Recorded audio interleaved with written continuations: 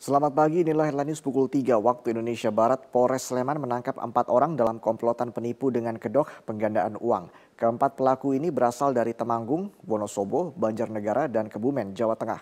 Keempat pelaku kini dalam pemeriksaan intensif di Polres Sleman untuk menjalani proses hukum selanjutnya. Penipuan berawal dari tergiur ingin mendapatkan keuntungan berlipat. Seorang warga Jawa Tengah, Kusmiarno, harus kehilangan uang 100 juta rupiah. Uang tersebut sebelumnya diserahkan kepada Budi alias Dimar yang mengaku mempunyai guru spiritual pengganda uang secara cepat. Oleh Budi, korban diantar ke rekannya NK alias Darmo dan UM. Dan selanjutnya dikenalkan dengan FZ alias Kiai Makruf. Saat tersadar dari ritual telah menjadi korban penipuan, Kusmiarno kemudian melapor ke polisi. Polres Sleman segera bertindak cepat dan berhasil meringkus komplotan ini beserta sejumlah barang bukti.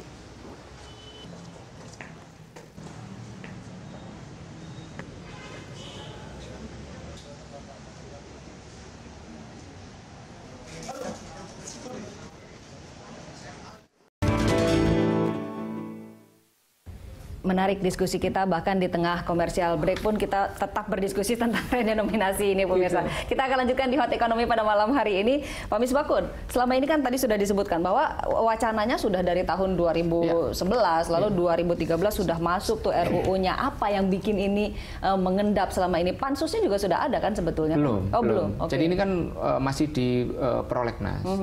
Kita sih kepinginnya pemerintah kalau punya keberanian, ya ayo dibahas. DPR ini kan tergantung siapa yang menendang bolanya. Kebetulan kan undang-undang ini kan usulan dari pemerintah. Kita masukkan prolegnas, kemarin kan ada beberapa prioritas yang kemudian lebih dulu kita. Karena apa? Usulan pemerintah itu ada yang namanya Undang-Undang Ketentuan Umum dan Tata Cara Perpajakan. Pemerintah. Terus ada undang-undang mengenai perimbangan keuangan pusat dan daerah yang butuh dibahas. Ada penerimaan negara bukan pajak, ada biaya materai. Yang pemerintah kan DPR ini kan Komisi 11 tidak bisa langsung semuanya dibahas. Ada pagu anggaran pembahasan undang-undang yang memang harus ada di slotnya dulu. Artinya ketika itu pemerintah pun tidak mendorong Lah kalau pemerintah mau dorong, ya pemerintah sudah mendorong. Tetapi kan sudah ada list-list yang sebelumnya itu harus disundul, harus diselesaikan dulu. Contoh ketentuan umum dan tata cara perpajakan sudah dibentuk. Tapi masih bisa dimasukkan di slot di. Nggak ada masalah. Kita kapan aja mau membahas itu. Bayangkan tiba-tiba pemerintah waktu itu ingin masukkan teks amnesti, kita selesaikan. Itu. Intinya bisa diselesaikan lah ya. Bisa diselesaikan. Kita nggak ada masalah. Kita dukung pemerintah sepenuhnya maunya apa. Yang penting bagaimana kemudian undang-undang ini berjalan dengan baik, tidak menimbulkan kericuan-kericuan baru, kegaduhan itu. Apalagi ini tujuannya sangat bagus sekali. Baik, ini sudah didukung sekali lagi. Bisalah masuk ke slot prolegnas 2017. Tapi yang dikhawatirkan tadi masa transisinya ya Pak ya. Betul. Ini memang perlu waktu yang sedemikian panjang. Nah persisnya apa? Apa yang harus dilakukan di masa transisi yang sedemikian panjang itu oleh pemerintah? Kalau menurut saya masa transisi jangan stick gitu ya, harus fleksibel gitu. Ada evaluasinya. Ada evaluasinya. Kalau perlu setahun ya setahun. Kalau perlu diperpanjang silahkan diperpanjang supaya betul-betul. Saya begini Pak, tadi kalau kita boleh mengkritisi apa yang disampaikan oleh BI, masa transisinya 7 tahun dan sebagainya, terlalu lama. Betul. Kalau menurut saya terlalu lama. 7 tahun malah terlalu lama. Kalau menurut saya ini periode 1 tahun masalah sosialisasi, 1 tahun masa transisi, yang 1 tahun lagi penarikan rupiah lama, dan tahun keempat selesai. Sudah 4 tahun selesai. Jadi tidak sampai 2025 sesuai dengan peta jalan. Teknologi sudah sedemikian majunya. Jadi yang penting adalah pada saat kita melakukan masa transisi, rakyat tidak dibuat bingung. Kalau mereka pergi ke toko, pergi ke pasar, dibuat 2 harga. Harga lama misalnya tadi Rp50.000, ada mata uang lama, Anda silahkan bayar pakai mata uang lama. Ada lagi mata uang baru Rp50. Anda mau pilih yang mana?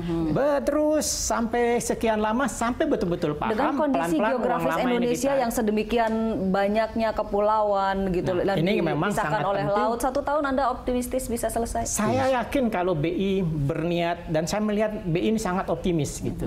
Karena saya juga ikut. Saya termasuk yang mengkritik BI dalam kaitan terlalu panjang. 4 tahun. Anda sepakat juga optimistis 4 tahun bisa selesai? Kalau menurut saya, edukasi ini setahun cukup. Betul. Ya kan, setahun cukup lah. Jakarta, uang beredar paling banyak di mana sih? Ya kan? Di kepulauan-kepulauan itu kan tinggal masalah edukasi. Masyarakatnya juga nggak terlalu banyak transaksinya. Itu kan bisa diselesaikan pada saat tahap implementasi dan pelaksanaannya. Ini saya suka sekali, justru optimisme ini yang muncul. Tidak 7 tahun tapi bisa 4 tahun. Jadi yang bisa didik adalah dunia usahanya, para pedagangnya, dan juga para sekolah, mahasiswa itu diberi pendidikan bahwa ini loh mata uang baru, caranya menggunakan ini. Saya kok yakin ya dengan kondisi seperti sekarang itu tidak masalah masalah. Semoga pemerintah menyaksikan dialog kita pada malam hari ini ya, Pak. Banyak pihak yang optimistis begitu. Baik, kita harus jeda lagi. Nanti kita tiba di segmen terakhir. Pemirsa jangan kemana-mana. Hot Ekonomi akan kembali. Pemirsa, inilah headline news pukul 1 waktu Indonesia Barat. 4.200 lebih rumah warga di Tuban, Jawa Timur masih terendam banjir luapan Sungai Bengawan Solo. Banjir sudah melanda Tuban selama sepekan terakhir. Pantauan tim Metro TV dari atas perbukitan Kapur di sisi utara aliran Bengawan Solo menunjukkan luasnya banjir. Selama sepekan terakhir, banjir akibat luapan Sungai Bengawan Solo masih merendam 34 desa dari 5 kecamatan di Tuban. Ketinggian air mencapai rata-rata 1 hingga 2 meter. 4 desa diantaranya terisolasi dengan 14.500 lebih jiwa terdampak. Namun demikian, hampir sebagian besar warga masih enggan mengungsi. Sejumlah petugas melakukan patroli keliling menggunakan perahu untuk menjaga keamanan dan menawarkan perahu untuk beraktivitas. Badan Penanggulangan Bencana Daerah BPBD Tuban mencatat banjir tahun ini adalah yang terparah dalam 5 tahun terakhir.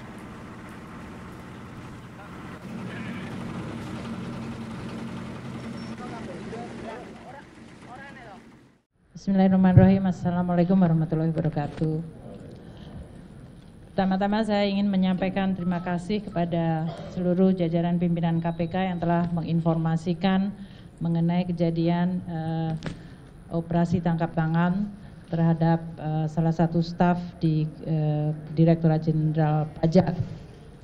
Tentunya saya sangat kecewa terhadap tindakan dari aparat pajak, terutama pada saat kami semuanya sedang di dalam proses untuk membangun kembali kepercayaan wajib pajak melalui suatu program tax amnesty yang ini menggambarkan dibutuhkannya kepercayaan dua belah pihak, yaitu dari wajib pajak dan juga dari aparat pajak. Tindakan yang dilakukan oleh Oknum HS dari Direktorat Jenderal Pajak mencerminkan suatu pengkhianatan terhadap prinsip-prinsip tata kelola yang baik, integritas, dan kejujuran yang selama ini merupakan nilai-nilai yang dianut oleh Kementerian Keuangan dan Direktorat Jenderal Pajak. Jadi ini merupakan suatu tindakan yang mencederai nilai-nilai dan tentu juga mencederai kepercayaan dari koleganya yang lain. Seperti dikatakan oleh pimpinan KPK, Pak Agus, bahwa sebagian besar dari jajaran Direktorat Jenderal Pajak adalah para aparat yang punya komitmen tinggi untuk membangun institusi pajak menjadi institusi yang bisa dipercaya oleh publik, untuk mengumpulkan kewajiban pajak, mengecewakan bagi seluruh jajaran Direktorat Jenderal Pajak dan tentu bagi pimpinan di Kementerian Keuangan, termasuk saya sendiri secara pribadi yang sangat kecewa. Kami Kementerian Keuangan, saya sendiri akan terus mendukung langkah KPK untuk mengusut kasus ini secara tuntas. Kasus ini sudah masuk di dalam proses penegakan hukum dan oleh karena itu Kementerian Keuangan akan berkomitmen membuka akses yang seluas-luasnya bagi KPK untuk mendalami kasus ini. Karena saya sangat menginginkan bahwa momentum ini akan menjadi salah satu trigger atau pemicu yang kredibel bagi pembersihan dan perbaikan Direktorat Jenderal Pajak.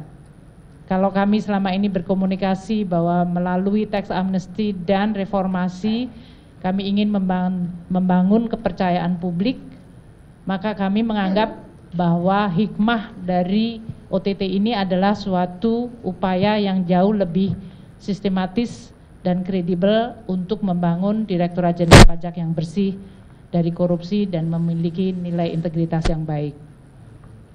Kami juga akan bekerja sama dengan KPK untuk mengintensifkan berbagai upaya pencegahan korupsi dan memperbaiki sistem tidak hanya di Direktorat Jenderal Pajak, tadi di Kementerian Keuangan keseluruhan. Kami menganggap bahwa Kementerian Keuangan merupakan lembaga yang sangat penting, sangat strategis yang memiliki amanah untuk mengelola keuangan negara secara bersih dan kredibel. Dan itu tidak mungkin dilakukan secara sendiri tanpa ada bantuan dan dukungan dari institusi yang kredibel seperti KPK. Sehingga saya sangat menyambut dan meminta untuk KPK membantu kami.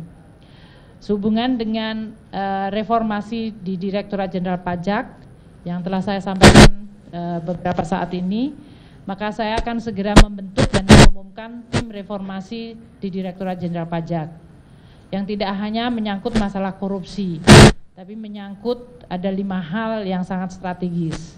Yang tentu pertama adalah masalah SDM dan Code of Conduct, yang ini menyangkut masalah integriti, pembersihan terhadap aspek-aspek korupsi, tapi lebih kepada juga perbaikan skill, kompeten, dan profesionalisme.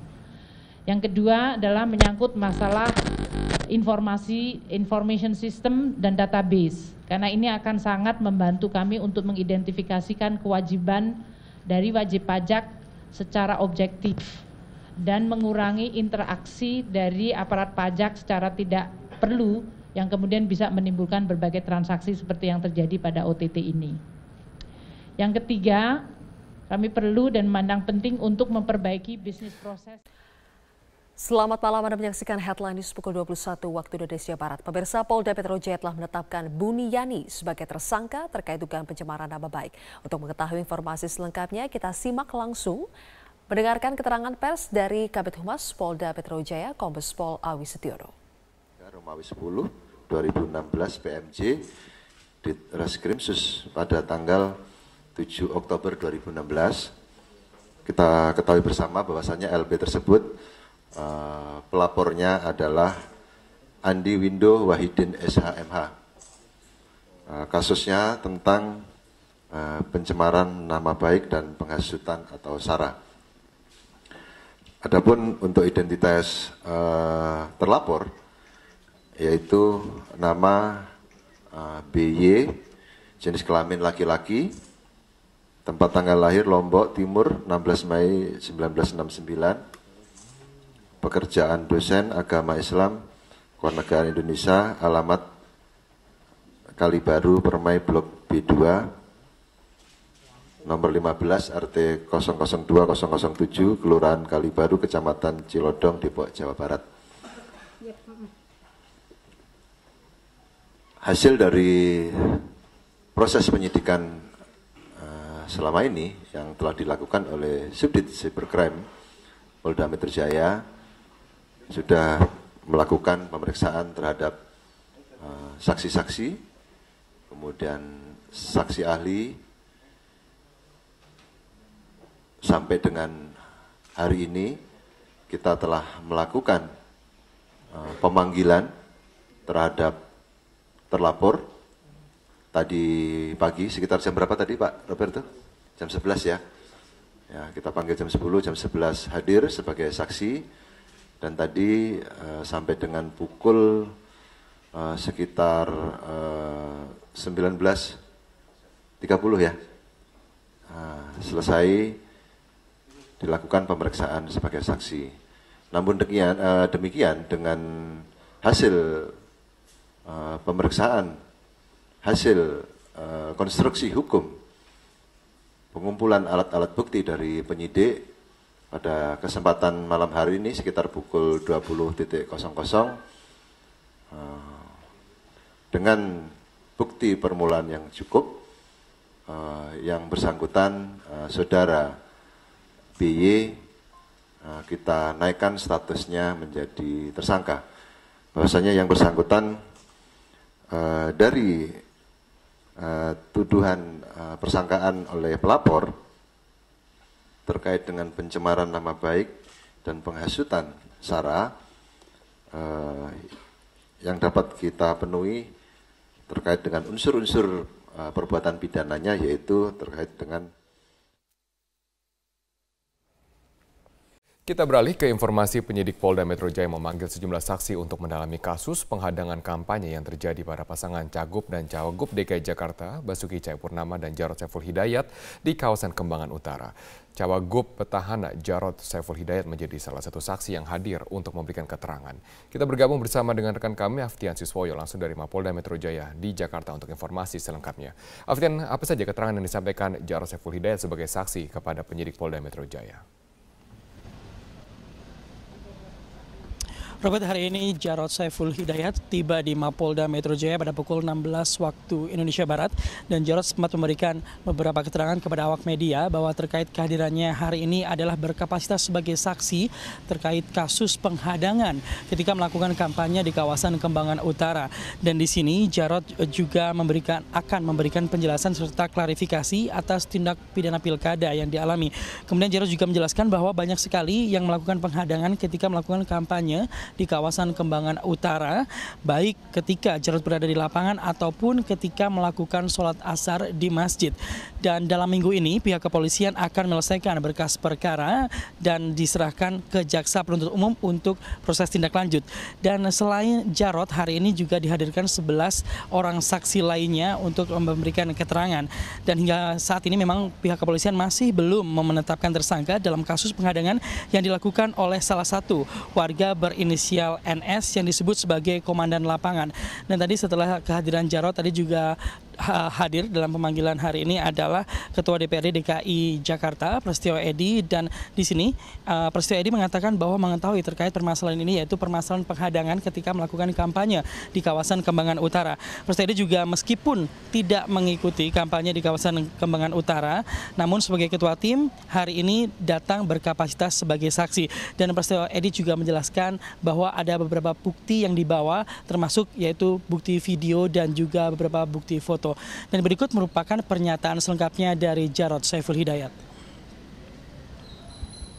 Terlapornya hanya NS saja yang di Kembangan itu atau ada yang lain? Saya tidak tapi kemungkinan itu kan ada banyak yang menghadang ya. Baik menghadang pada saat di lapangan maupun pada saat saya sudah ke tempatnya Pak Haji Saman dan menunaikan ibadah sholat asar, itu masih Pak, mereka ikut. Pak, menyebut ada keterlibatan tokoh politik di balik penghadangan itu, siapa sebenarnya Pak? Saya nggak ngerti, tanyakan pada penyidik nanti ya. Tugasnya Panwas, tugasnya polisi untuk bisa menyidik. Robert. Baik, terima kasih Aftian Siswoyo atas informasi Anda. Calon Wakil Gubernur DKI Jakarta Jarod Saiful Hidayat mempertanyakan kinerja Badan Pengawas Pemilu atau Bawaslu yang seolah lamban memproses aksi-aksi penghadang kampanye. Peneliti Divisi Hukum Perludem, Fadli Ramadhani, menilai Bawaslu dan polisi harus menindak tegas pelaku yang mengganggu hak konstitusional paslon untuk memberikan efek jerah. Main aja ke PD.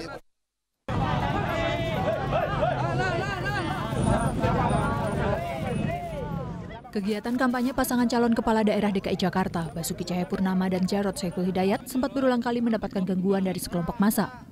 Tercatat telah lebih dari 5 kali pasangan Ahok Jarod dihadang sejak masa kampanye digelar pada 28 Oktober lalu. Calon Wakil Gubernur DKI Jakarta Jarod Saiful Hidayat sempat mempertanyakan kinerja Badan Pengawas Pemilu atau Bawaslu yang dianggap lamban memproses aksi-aksi penghadang yang diterima pasangan calon gubernur dan calon wakil gubernur nomor urut 2 ini. Tanyakan kepada Bawaslu. Makanya tadi Panwas kan ikut ya, Panwas ini ada belakang ya. Aku bilang, ya harusnya, aku kan pernah juga ditolak di sini. Pernah nggak ditolak? Pernah. Di Kalibaru. Kenapa nggak langsung diproses? Saksinya banyak, buktinya ada, orangnya kelihatan, ya nggak? Saya aja ngomong, bukan warga situ, dia warga RW 7, kami ketemu RW 1, ya nggak? Nah gitu dong. Ketua Badan Pengawas Pemilihan Umum atau Bawaslu DKI Jakarta, Mimah Susanti, membantah abai memproses laporan pelanggaran pemilu. Ia mengaku Bawaslu telah memproses seluruh laporan yang dilayangkan tim kampanye Ahok Jarot. Dari 4 laporan, hanya 1 yang memenuhi unsur pidana. Ada 1 laporan yang disampaikan oleh tim pasangan calon nomor urut 2 itu yang memenuhi unsur tindak pidana pemilu. Dan itu sudah kita tindak lanjuti atau kita rekomendasikan kepada pihak kepolisian. Jadi kewenangannya itu sudah ada kepada mereka, ya. Peneliti Divisi Hukum Perludem, Fadli Ramadhani menilai penolakan kampanye paslon yang terjadi di DKI sudah masuk dalam pelanggaran serius. Karena itu, ia meminta Bawaslu dan polisi segera bertindak. Penolakan ini atau bukan penolakan sebetulnya, tapi mengganggu tahapan kampanye ini mesti ditindak secara hukum. Nah, makanya pembelajaran penindakan secara hukum itu nanti akan memberikan efek jera kepada orang yang akan melakukan atau orang yang masih melakukan. Nah, makanya menurut saya ini tidak bisa dibiarkan. Kalau ini dibiarkan dan tidak ditindak secara tegas, ini bisa menjadi presiden bagi daerah lain yang melangsungkan pilkada di 100 daerah yang lain. Kegiatan kampanye adalah hak setiap pasangan calon kepala daerah yang dilindungi oleh undang-undang. Jika hal ini dibiarkan, dikhawatirkan tidak hanya akan menjadi presiden buruk bagi pelaksanaan demokrasi, tetapi juga penegakan hukum di Indonesia. Apalagi ada ancaman pidana bagi para pelaku. Tim Liputan Metro TV. Banyak cara dilakukan warga untuk mendukung pasangan calon gubernur DKI Jakarta dalam memenangkan Pilkada DKI 2017 mendatang. Ya, salah satunya dengan penggalangan dana kampanye rakyat yang digagas oleh kaum ibu-ibu sebagai simpatisan pasangan nomor urut 2 Ahok Jarot. Dalam rangka mendukung pasangan petahana Ahok Jarot, kelompok ibu-ibu arisan di RW 12 Pejagalan Penjaringan Jakarta Utara menggalang dana kampanye rakyat. Meski sederhana, sejumlah ibu mengaku sukarela menyumbangkan uang mereka terhadap perjuangan Ahok Jarot. Komunitas ibu-ibu arisan merasa bahwa pasangan Ahok Jarot telah memberikan bukti dalam pembangunan ibu kota Jakarta, termasuk diantaranya sejumlah program kerja yang telah dirasakan kaum perempuan.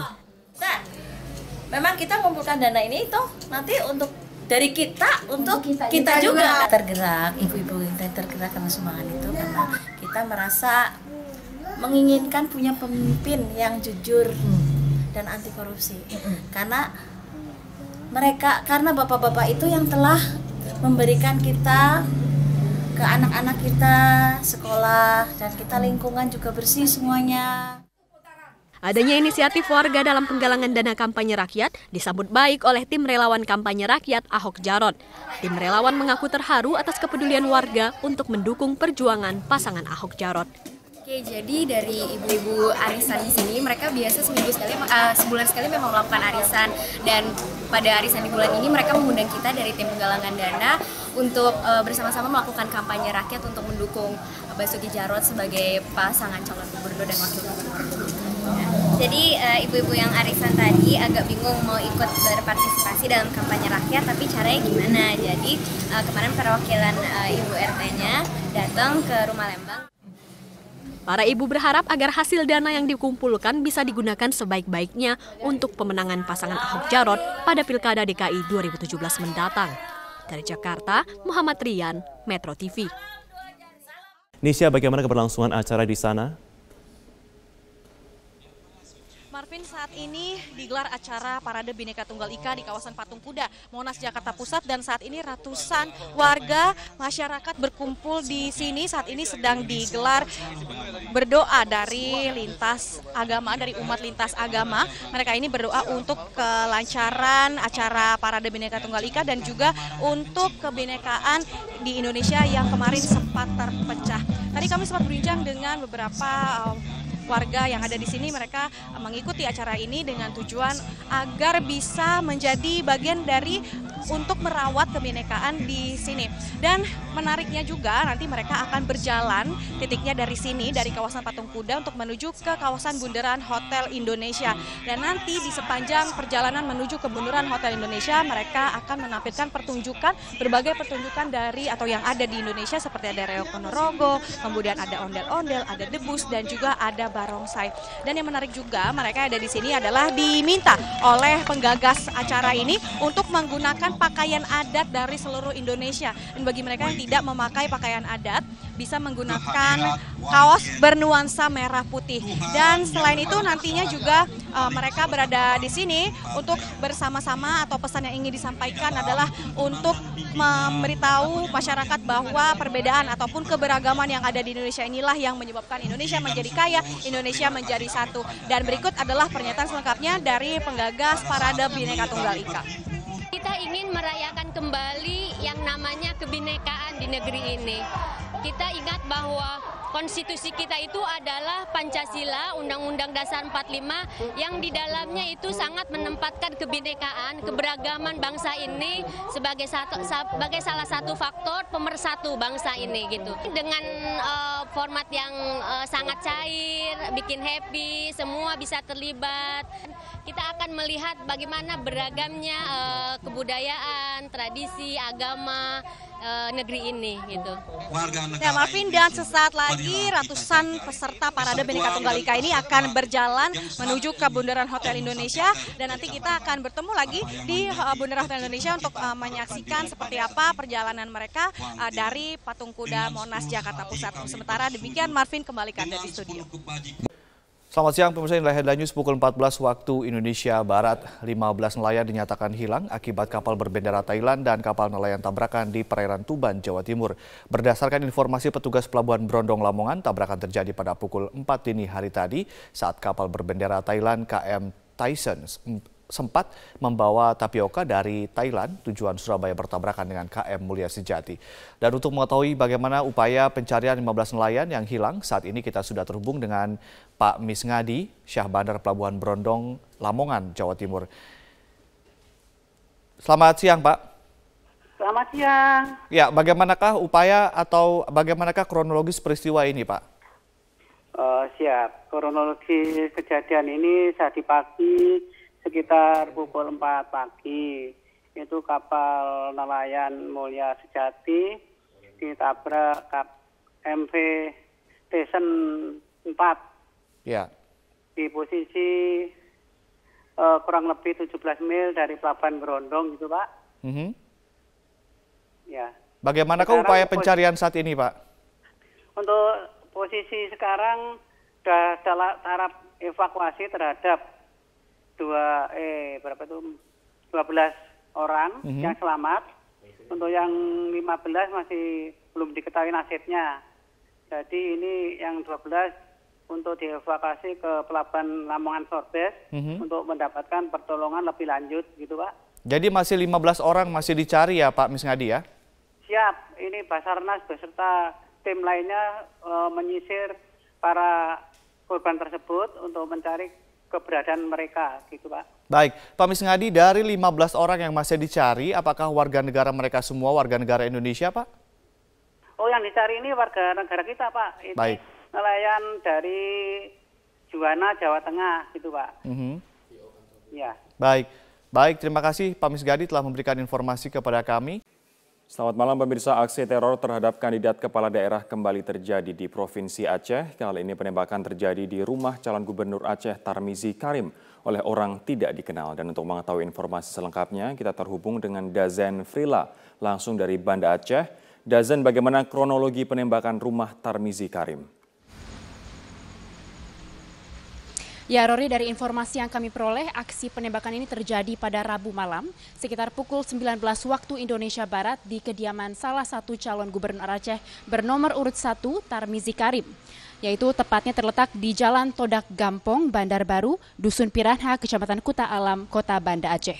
Tidak ada korban jiwa dalam peristiwa ini, dan menurut keterangan saksi mata, yaitu Fahri, anak dari Tarmizi Karim sendiri, mendengar suara letusan setelah sempat melihat seorang sosok yang melintas di luar pagar kediamannya dengan menggunakan 1 unit sepeda motor.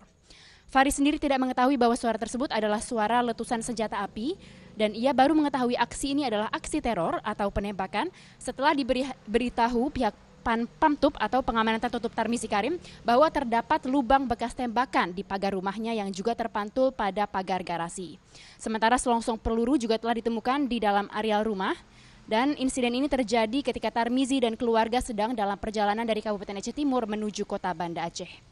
Hingga saat ini pihak kepolisian belum dapat mengungkap motif ataupun pelaku di balik penembakan ini, dan saat ini masih melakukan pemeriksaan karena pihak Tarmizi Karim sendiri baru menyampaikan laporan kasus ini pada sore hari tadi, Rory. Sementara olah TKP akan segera dilakukan dalam waktu dekat. Dan menanggapi insiden ini, Tarmizi Karim sendiri yang maju dalam Pilgub Aceh melalui jalur independen mengatakan aksi penembakan ini merupakan bentuk teror yang telah mengganggu kedamaian pilkada, namun pihaknya tetap menghimbau kepada seluruh tim sukses dan para pendukung untuk tetap tenang dan tidak terprovokasi oleh kejadian ini. Berikut kita dengarkan salah satu petikan wawancara kami dengan calon gubernur Aceh Tarmizi Karim. sebetulnya seperti tadi kita sudah kumpul juga dengan tim kita, tim sukses di dalam pilkada ini. Saya memintakan kepada mereka agar sabar tenang, oleh karena ini sudah ditangani oleh polisi dengan bagus sekali sejak awal tadi pagi. Dan sebetulnya ini kan bertentangan dengan semangat pilkada damai. Itu yang baru seminggu yang lalu kita sudah kumpul di Mapolda di bawah koordinasi Pak Kapolda dan pengarahan Bapak Gubernur, yang semangat kita kan spirit kedamaian ini. Dan tapi kalau ada kejadian seperti ini, maka itu akan bertolak belakang sekali dengan semangat pilkada yang damai, aman, sejahtera. Untuk sementara demikian yang dapat kami sampaikan dari Banda Aceh. Kembali ke Anda, Rory, di studio. Pemirsa, kita bergabung dengan Stella Nau dari Istana Merdeka. Stella, ini adalah pertemuan yang kedua antara kedua tokoh dalam sebulan terakhir ini. Sebenarnya apa yang ingin disampaikan oleh kedua tokoh ini yang pernah menjadi rival dalam Pilpres 2014 lalu?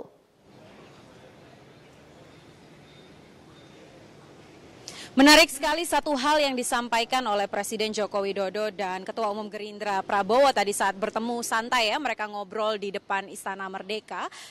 Satu hal yang ingin ditekankan adalah bagaimana dalam menjaga perdamaian dan juga kesatuan NKRI ini, itu tidak hanya saja Presiden yang bisa berperan, tetapi juga semua tokoh bangsa juga bisa ikut turut memerankan peran penting untuk menekankan kepada masyarakat Indonesia bahwa NKRI adalah harga mati. Dan ini kalau kita ambil istilah uniknya ya, tadi sempat disinggung juga oleh Prabowo, ini adalah kunjungan nasi goreng berbalas ikan bakar. Artinya kemarin pada akhir Oktober ketika Presiden Joko Widodo berkunjung ke Hambalang itu disediakan nasi goreng, namun ketika Ketua Umum Gerindra Prabowo hadir di sana, kali ini dihadirkan ikan bakar. Seperti itulah suasana hangat dan juga akrab yang digambarkan oleh mantan rival antara Presiden Joko Widodo dan juga Ketua Umum Gerindra Prabowo. Selain itu juga tadi Presiden Joko Widodo menyampaikan bahwa sayang sekali kalau hanya perbedaan politik, kalau hanya perbedaan pandangan dalam sebuah tatanan menjalankan pemerintahan itu menjadi pengganggu dan kemudian merugikan masyarakat, menjadi halangan bagi kita untuk membangun bangsa Indonesia. Karena kalau kita lihat pada tanggal demo 4 November kemarin, sebenarnya safari-safari politik seperti ini itu sudah dilakukan oleh Presiden Joko Widodo, tidak hanya kepada partai, tapi juga di kalangan pemuka agama. Dan juga banyak diskusi-diskusi yang juga sudah dilakukan oleh Presiden Joko Widodo. Namun menarik kita ikuti langsung bagaimana pernyataan Presiden ini untuk menekankan bahwa NKRI adalah harga mati. Berikut pernyataan Presiden Joko Widodo. Dan saya dengan Pak Prabowo juga berkomitmen untuk bersama-sama menjaga Indonesia yang majemuk ini. Jangan kita tidak menginginkan kita tercah belah gara-gara perbedaan politik. Tidak. Karena sangat mahal harganya bagi negara kesatuan Republik Indonesia. Selain itu, Prita, kami juga menanyakan kepada Ketua Umum Gerindra Prabowo, apakah memang masih perlu jika masyarakat yang tidak setuju dengan pengurusan atau proses hukum Gubernur DKI Basuki Cahayapurnama ini turun ke jalan lagi. Karena banyak sekali informasi yang berkembang di sosial media, itu tanggal 25 November akan ada aksi susulan. Di sini Prabowo menekankan sebagai salah satunya juga tokoh bangsa adalah kita harus mempercayakan proses hukum yang sudah berjalan. Karena memang sejak sebelum tanggal 4 November sebenarnya proses hukum terhadap Basuki Cahayapurnama itu sudah dilakukan oleh pihak kepolisian. Jadi ketika kemarin sudah digelar perkaranya, sudah jelas status hukumnya, tentunya kita harus menunggu lebih lanjut apakah kepolisian akan bekerja secara profesional atau tidak, itu yang harus diawasi. Sehingga tidak perlu lagi ada aksi turun ke jalan yang kemudian berujung gaduh ataupun ricuh. Seperti apa pernyataannya, kita ikuti langsung pernyataan Ketua Umum Gerindra Prabowo. Tidak akan malu-malu dan segan, saya akan selalu menganjurkan kesejukan. Jadi bukan menghadapi 25, Pak. Setiap saat saya akan menganjurkan selalu untuk kita tidak usah gaduh, jangan gontok-gontokan, jangan tegang. Kesimpulan yang disampaikan oleh pertemuan Presiden Joko Widodo dan Ketua Umum Gerindra Prabowo hari ini adalah satu, Prita. Artinya negara kita adalah negara demokrasi. Siapapun yang turun ke jalan, siapapun yang menyuarakan pendapatnya harus dihormati. Tetapi tetap yang harus dijalankan untuk menyelesaikan semua permasalahan ini adalah hukum. Prita.